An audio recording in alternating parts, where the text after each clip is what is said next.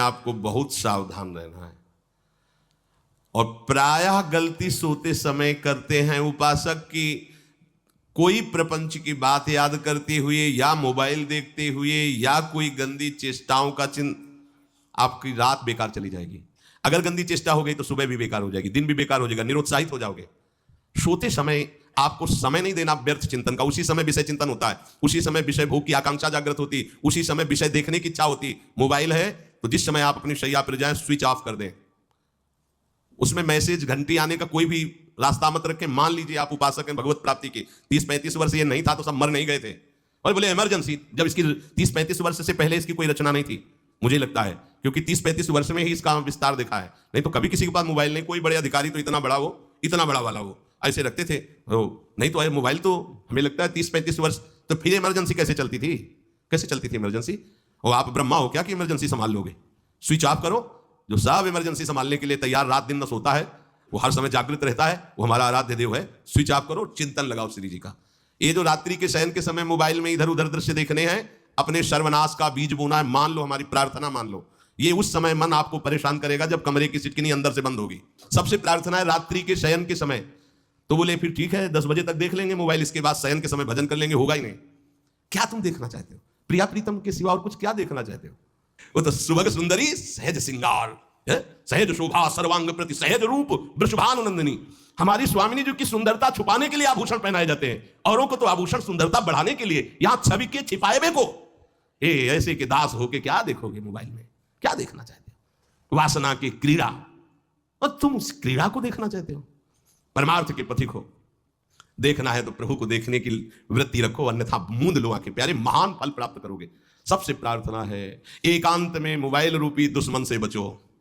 क्योंकि जब आप गंदी बात कहीं देखोगे तो आपके अंदर वैसे ही चिंतन बनेगा, वैसे ही लगेगा मैं भी ऐसा करूं, मैं भी ऐसा भोगूं, मैं भी ऐसा देखूं। मान लीजिए आप, जब हमारे शास्त्र कहते हैं कि पशु पक्षियों के मैथुन को भी नहीं देखना है, अगर ऐसा एक बार दृष्टि पड़े तो मानसिक प्रणाम करके दोबारा दृष्टि ना देना। और आप मोबाइल में ऐसी चेष्टाएं देखोगे, कैसे आप भगवत भजन करोगे? कैसे भगवत प्राप्ति का उद्देश्य रख पाओगे? ये कलयुग की बहुत महीन चाल है कि उसके बिना काम नहीं चलेगा और हम तुम्हें काम से युक्त कर देंगे। इसके बिना काम चलेगा नहीं, तुमको रखना पड़ेगा। और जब तुम इसे रखोगे तो हम काम अपना कर लेंगे। कलयुग ने कहा हम अपनी व्यवस्था बना लेंगे। यहां कह रहे जब आप नींद में जा रहे हैं तो बिल्कुल मानो मृत्यु शैया पे जा रहे हैं, आपको उस समय नाम जप में बहुत ध्यान देना है, कहीं मन बहक ना जाए। तो क्या होगा, 5-6 घंटे जो आप लेटोगे ना, वो भी भजन हो जाएगा। हमारा जो सततम योमाम स्मरत नित्यशा है ना, ये पूरा हो जाएगा। नहीं उस समय हम सो जाएंगे तो हमारा 6 घंटे का भी योग हो गया, 6 घंटे भजन रुक जाएगा। और ये 100% पक्की बात अनुभव की कहते हैं। यदि सोते हुए भजन करोगे तो जगते, कई बार तो पकड़ा है कि अगर आधे पद में बेशुद्ध हो गए तो वो पद पूरा जगते ही शुरू हो गया है। मतलब बीच में स्थिति भागवती की रही। जैसे बेहोश करते समय हमने कहा था जब ऑपरेशन के हमें बता देना, तो उनका बाबा इंजेक्शन लगाने वाले हैं तो 1 मिनट हमें केवल दीजिए अपनी चित्तवृत्ति। तो जब होश आया तो वही पहले चिंतन चल रहा था, वही चिंतन।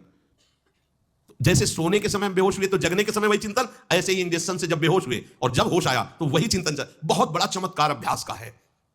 नींद खुले तब से लेकर गाढ़ नींद आने तक स्मरण में कभी रुकना नहीं। और आपको एक छूट दे रहे हैं। कभी कभी क्या होता है कि एक मंत्र में, एक नाम में जैसे बहुत देर अभ्यास करते हैं तो मन उबने लगता है। इसका स्वभाव है, ये अनुभव की बातें कहते हैं।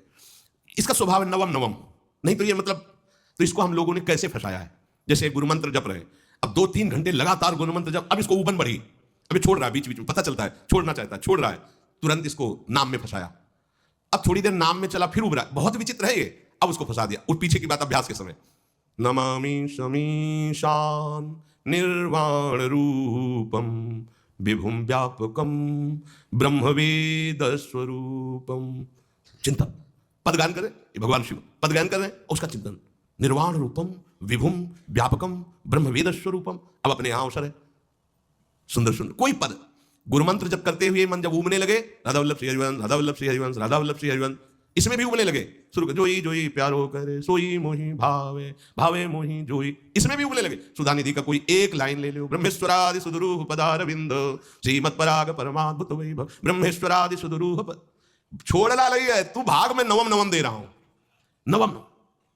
इसको फंसाने के लिए आपके पास अस्त्र हो, जैसे यहां चाकू, यहां पिस्तौल, तलवार, ये वो सब बिल्कुल वीर सजा रहता है। ऐसे ही अपने लोग सजे रहते हैं। छोटा राधा, अब एकदम चिपक गया आके तो कैसे मारे? तो छोटी चाकू है ना, वैसे राधा राधा राधा, थोड़ा दूरी राधा वल्लभ श्री हरिवंश, थोड़ा दूरी गुरु मंत्र, बड़े बड़े अस्त्र अपने पास रख ले। बहुत भाग रहा है तो फंसा दिया। प्रथम यथामति प्रणव श्री, अब लग पूरा पदगा, पूरा पदगा उसमें लग, प्रथम यथामति प्रणव। भोजन पाते समय ऐसा अभ्यास किया है, 1 घंटा के पहले भोजन नहीं होता, चाहे 2 रोटी